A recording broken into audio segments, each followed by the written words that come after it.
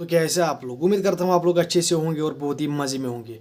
तो जैसे कि आप सभी को पता है, हमारी सपोर्ट्स मिनिस्ट्री ने आज और एक बयान जारी कर दिया जिसमें उन्होंने कहा कि हमें पाकिस्तान के साथ खेलने में कोई दिक्कत नहीं है।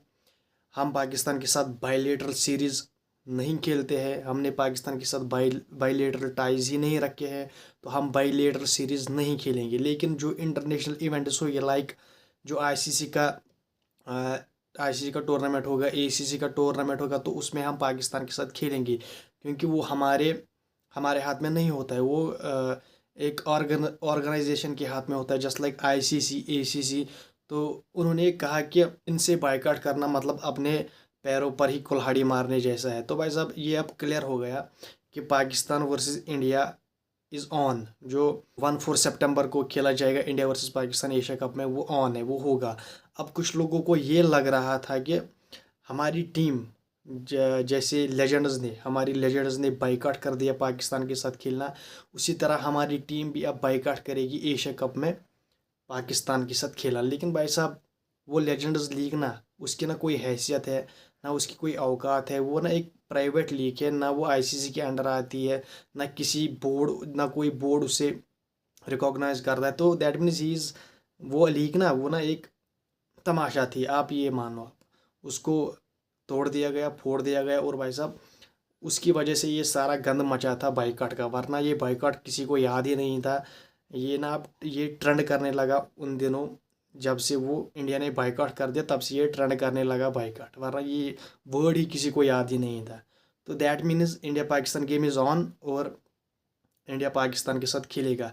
प्लेयर्स भी क्या करे, प्लेयर्स अंडर बीसीसीआई होता है, बीसीसीआई उनको पैसे देता है। तो प्लेयर्स को जहाँ बोलेंगे वो वहाँ खेलेंगे, उनको बेचारों को कोई मसला नहीं है। उनको जो बोर्ड कहेगा, क्योंकि वो अंडर द बोर्ड आते हैं, जो उनको बोर्ड कहेगा वो उनको करना है। दूसरी तरफ खबर आ रही है बाबर आजम को स्टैंड बाई पे रखा गया है कि आपको हम एशिया कप में ले ले जाएंगे। तो भाई साहब अब सिनेरियो ये बनता है कि किसने बोला बाबर आजम को कि हम आपको स्टैंड बाई पे रख रहे हैं। तो भाई साहब ये खबर पता है आपको कब से उठी? जब Mohammad Rizwan Caribbean Premier League खेलने गया, तो तब से ये खबर उठने लगी। क्योंकि जो बाबर की पीआर है, जो बाबर के लोग हैं जो ये खबरें चला रहे हैं, तो भाई साहब उनको लगा रिजवान तो गया, अब बचा कौन? बाबर। उन्होंने ये सोशल मीडिया पर चलाना शुरू कर दिया कि बाबर आजम को पीसीबी ने कहा है कि आप स्टैंड बाई पे हो, आप इस कैरेबियन लीग में किसी के साथ साइन मत कीजिए, हम आपको स्टैंड बाई पे रख रहे हैं, हम आपको खिलाएंगे एशिया कप में।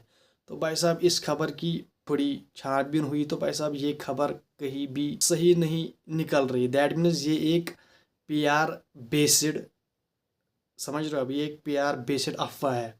तो भाई साहब किसी ने बाबर आजम को नहीं कहा, तो फिर अगर बाबर आजम को उनको लेना था एशिया कप में, तो वो फिर सुगाड़ में क्यों नहीं डालते बाबर आजम को? तो भाई साहब this is fake news, and ये काफ़ी सोशल मीडिया पर काफ़ी ट्रेंडिंग में है कि बाबर आजम को स्टैंड बाई पे रखा गया है। तो भाई साहब there is no chance, there is absolutely no chance for Babar आजम।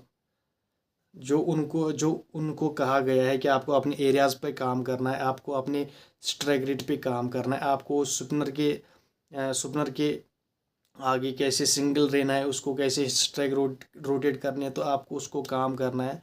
तो भाई साहब अब तो पाकिस्तान का डोमेस्टिक सीज़न शुरू होने वाला है एशिया कप के बाद। तो भाई साहब फिर तो फ्री है बाबर आजम, खेले। अगर वो अपने आप को पाना चाहता है, फिर से रीगेन द फॉर्म करना चाहता है, तो बस भाई साहब खेले डोमेस्टिक।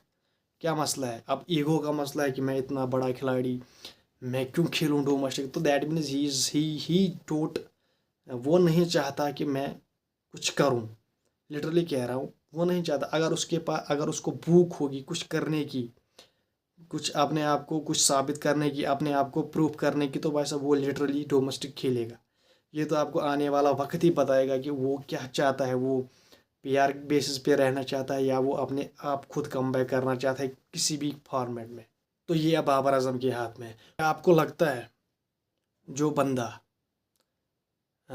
चैंपियंस ट्रॉफी से पहले टीम में ना हो, प्लेइंग 11 में ना हो, स्क्वाड में ना हो, इवन कि सेंट्रल कॉन्ट्रैक्ट में भी ना हो, क्या उसको कैप्टन बनाया जा सकता है?